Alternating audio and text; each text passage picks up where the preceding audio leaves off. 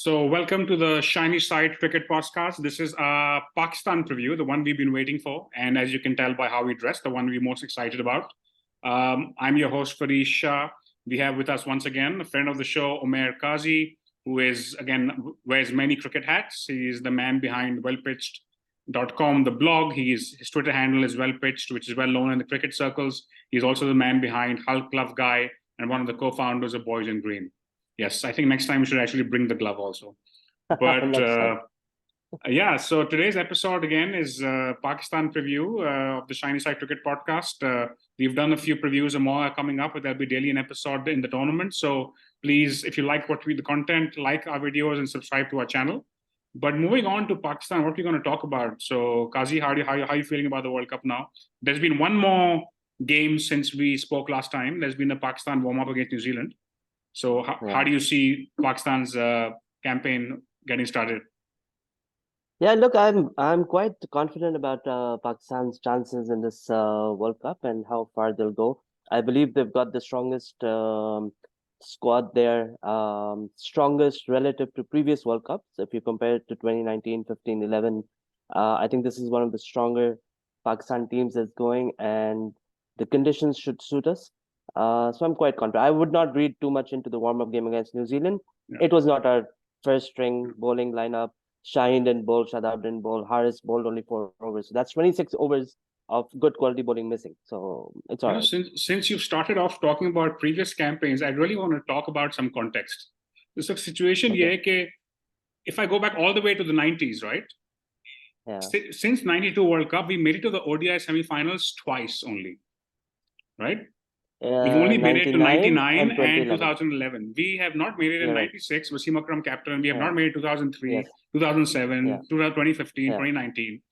And we've had teams with lots of big players only once this century. So, and then, I saw something going around on Facebook, which I'm not going to take credit for because I didn't write it. But it made so much sense. It said, in 2015, we supported a side, with all due respect to the guys I'm going to name, Ahmed Shahzad, Umar Akmal, Sohaib Maqsood, Ehsan Adil, Rahat Ali, and I mean, that's not only that's supported them, woke up at 5 in the morning for what the guy wrote, because it was Australia, right? So in that context, when people talk about कि जी हमारे team में बड़े मसले नजर आ रहे हैं, मैं तो अपना सर पकड़ लेता हूँ कि मतलब look at where we're coming from and look at the corner we've turned around. Our memory needs to be longer than 2 years, right? So absolutely, and it just really gets to me, to be honest. 90s was the golden era of our ODI cricket, right? 96 was unfortunate, but 92, 99, we played the final. 2003 was an aging team. We had the stars, but they were all near the end of their careers. Fine. Since then, we have not had a strong ODI team. 2007, 11, 15, 19, not a strong ODI team at all. 2011, we reached the semis just because we had a great leader in Shahid Afridi. I rate his captaincy very highly. And he really took the team along, and we were playing in familiar conditions. And maybe because we got West Indies in the quarterfinal. True, but anyone would have come up against us in the quarters, we would have been fine. I really believe that. And so this is a very strong ODI team if you compare it to those World Cup years. And we've done well in white ball cricket. We've done well in T20, the last 2 T20 World Cups. It's a good gelled unit. I think we cover most bases. So so I guess moving in before we look at the squad, right? So if you look at our media or cricket Twitter, etc., एक महीना पहले the view was जी के हमारी team तो जबरदस्त है, कोई हमें खरीद भी नहीं आ सकता. India is scared of us, right? And we'll definitely be in the semi-final and more. And today it's like हमारी team तो बिल्कुल बेकार है, कोई scene नहीं है. So was the first assessment accurate, the second one, or neither? What's your take on this? Yeah, we have the most fickle fans and media in the world. Absolutely fickle, right? So before the Asia Cup, we were number 1. We were the best ODI team in the world. We were winning every series. We had the best win-loss ratio. Everyone was talking about it. Everyone's talking about how we are the best ODI team going. One loss to India. Huge loss, fine. We lost by 220 odd runs. Huge loss. But one loss, and people forget the previous 4 years, and all they talk about is, oh, we need to bring Sarfaraz back. We need to bring Imad Wasim back. We need to bring Shoaib Malik back. It was like, guys, It's just one game. Fine, we lost the next game to Sri Lanka as well. It was a close one. It's okay. It happens. But one or two losses do not derail the work that has gone into this team that has won you a lot over the last 4 years. They have won a lot of ODIs. They have chased 350 plus scores. They have defended totals. They have beaten all teams, except with the exception of England. I think they've beaten everyone.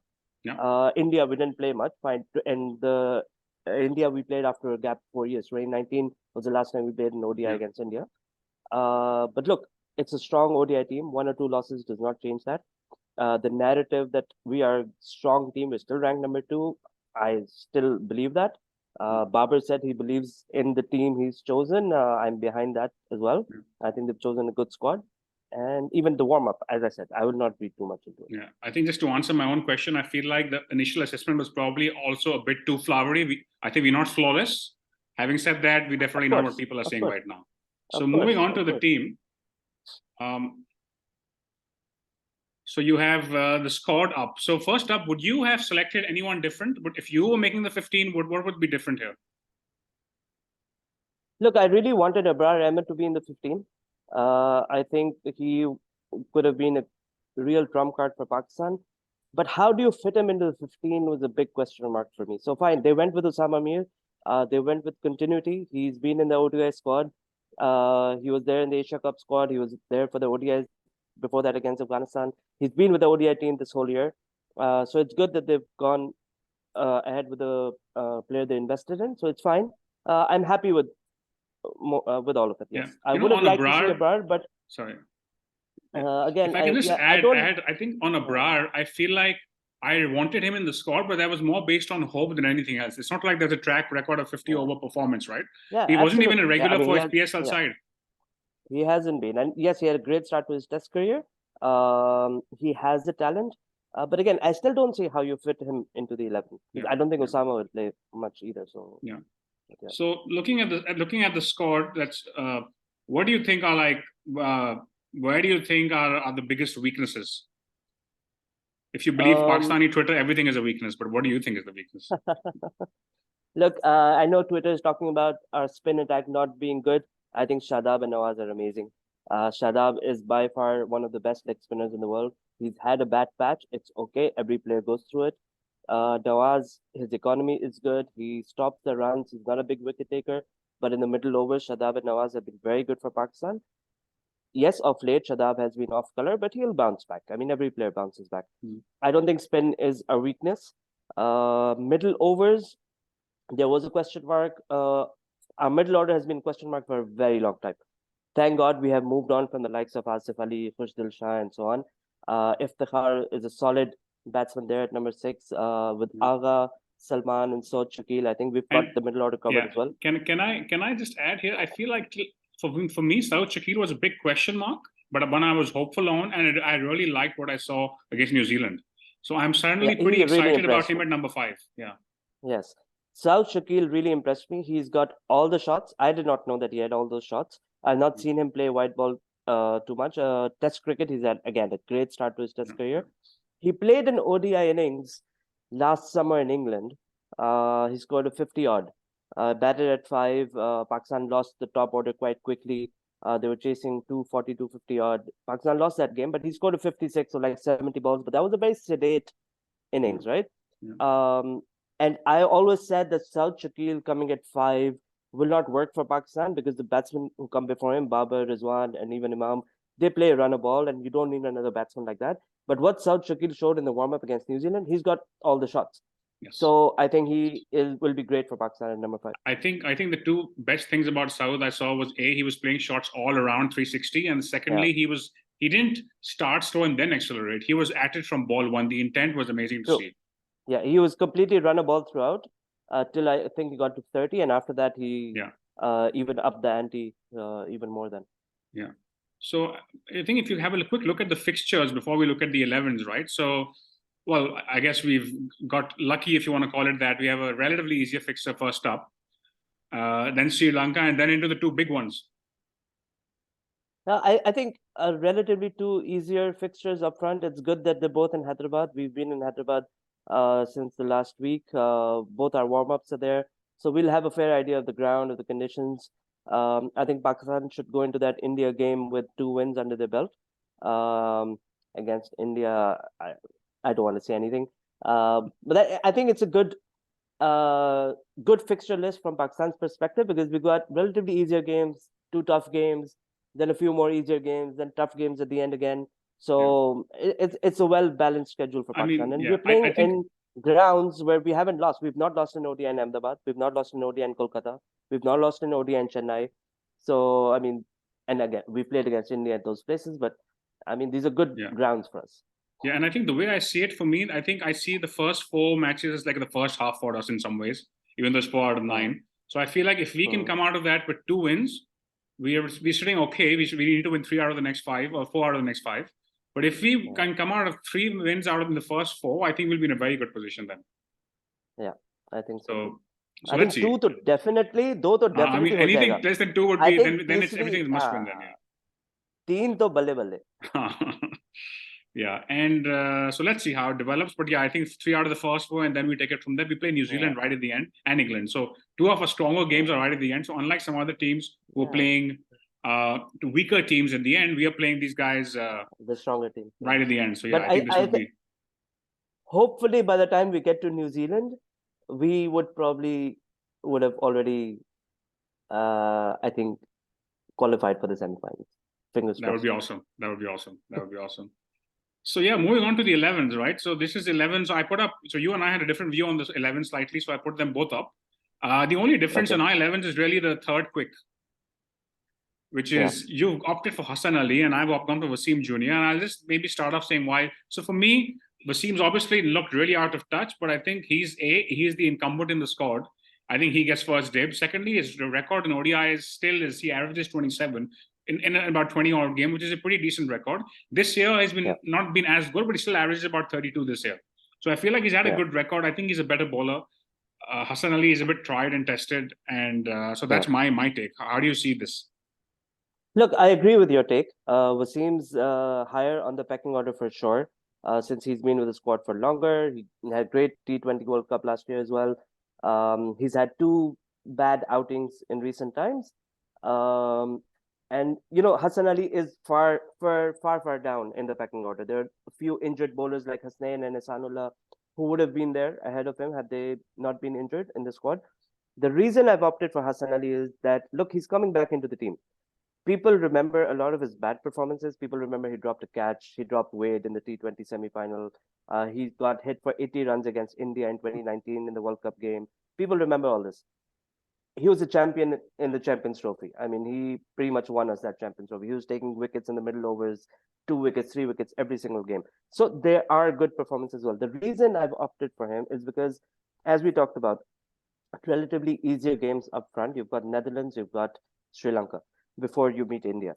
If you bring in Hassan Ali into the 11, if he can get his groove back in these 2 relatively easier games and go into the India game with high confidence, I think Hassan Ali, with a highly confident Hassan Ali who has some wickets behind him, can be a very, very big asset for Pakistan going forward. And you don't want to throw him into a crunch game against India or Australia. You want to basically want him to go up against these relatively easier games and where he can get his confidence back. That's why I've opted for him. Fair enough. Let's see what Babar and the guys decide. But I think in rest of the 11, so clearly both of us have left out Fakhr, and I'm not sure. And I guess we've seen the hand they've played by not opening with him the other day. So we expect Shafiq to play. I'm a bit on the fence on that because I feel like sure Fakhr had a horrible last 2 months or whatever, but he still averages 46 for the year. He was there was articles in I think there was an article in Dawn in April about how is he the best opener we've ever had. So I think there's a bit of short-termism in there. Having said that, I think it's I can see now that they've gone with Shafiq, this is what we're going to get. So yeah. So look, I really want to see Fakhr in the 11. I think at the back end of the tournament we probably will.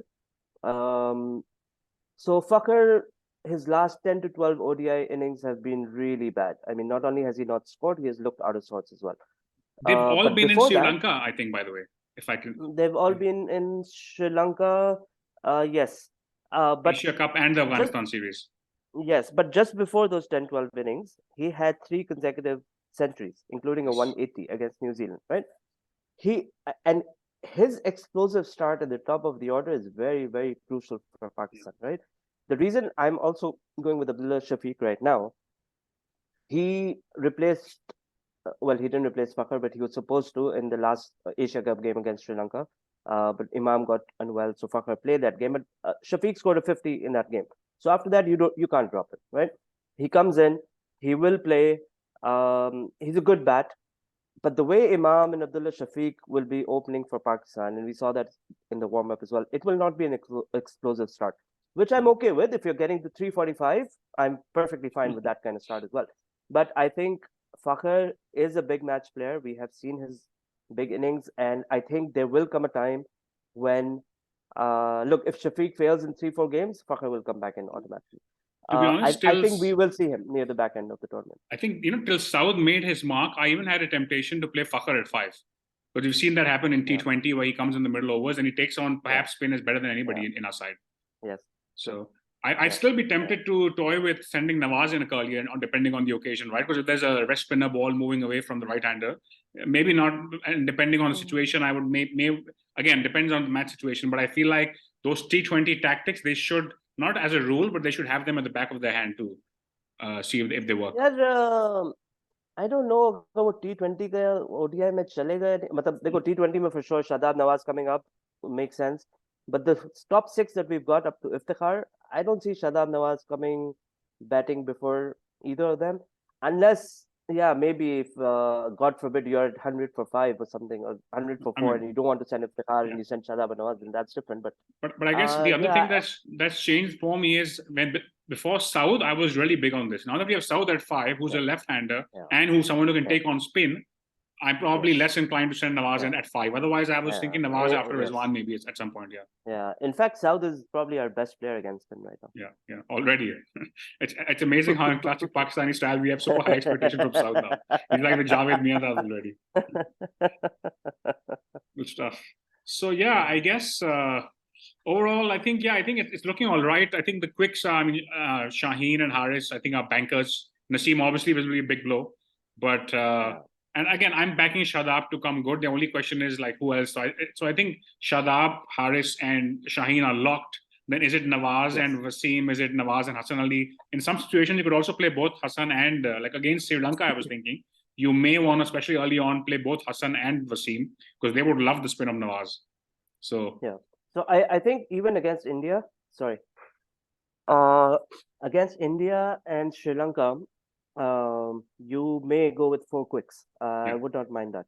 Against India, maybe they play spin really well. But the other interesting thing what I would like to see is who do Pakistan give the new ball to? I mean, Shaheen will bowl the first over for sure, but Haris should not be taking the new ball. Hassan, Wasim, I'm not sure. I'm very tempted for them to give the new ball to someone like Nawaz or maybe even Iftikhar. I think go with spin. I think that they, because without Naseem, I don't think Hassan and Wasim are new ball bowlers either. So maybe spin is the way to go. True. I mean, maybe an over or two for sure could be interesting, right? Yeah. Okay, good stuff. So I think we should wrapping up. Where do you see us finishing? $1 million question. Semi-finals for sure. Yeah. Babar ने press conference में कहा था Final 4 बहुत छोटा goal है, right? So he has his eyes set on the final of the trophy over. And look, no reason why you can't get there. I think semi-final we're in for sure. After the semis, it's anyone's game, really. It's whose day is it? Unlike the but I see Pakistan reaching the final 4. Okay. Unlike the PSL IPL format, there's no advantage of finishing 4th over 1st, right? Like really, you could be 1st or 4th. You're just 2 wins away. And you're right. Once you're there, it's anyone's game, really. Like anyone can make it once you're there. So, but in this format, it's pretty hard to make it. That's the thing, right? So my sense is you need 6 wins to be guaranteed, 5 wins with good run rate and luck, perhaps. But that's what it'll take. Look, I would want to avoid India and Australia in the semi-final. So Pakistan should finish in a position where they're not facing India or Australia. Anyone else, I think we're okay. So right after we lost to Australia in that semi where Wade and Stoinis hit us, So I was sitting there holding my head, and our dear common friend Khizar Usmani pointed this out to me, that every time we've been getting knocked out in the major tournaments, it's always India or Australia. It's And I thought always about it, and it's every single time, except for the every last T20 single World Cup, time. but every single time. So Every single time. I mean, last T20 World Cup, we got to the final, right? yeah. So we weren't really knocked out before. But And to be honest, yes, England we से have. हार के उतना अफसोस भी नहीं होता. हाँ, For some ये reason. बात बिल्कुल सही है. और देखो, इंडिया से तो हम जीते ही नहीं है वर्ल्ड कप में. ऑस्ट्रेलिया से जीते भी हैं, बट ऑस्ट्रेलिया से कभी नॉकआउट ही नहीं जीते हम वर्ल्ड कप में. तो मतलब कोई वो दोनों टीम्स ना मिले, बाकी सब ठीक है. ठीक है. So yeah, I guess my prediction is the same. Semi-finals, I see us finishing, to be honest, fourth. I won't say we'll go higher than that, but I take it. Yeah. I take it. So Yeah, I'd say we yeah, finish fourth for and sure. play the semi-finals, and then we take it from there. Yeah. But good stuff. Thank you for taking the time out, Umair. Thank you for having me again, Insightful as Prince. always. And for those of you who like what the content we're putting out, please like the video and subscribe to our channel. And there'll be a lot more coming soon. So stay tuned for more. Bye-bye.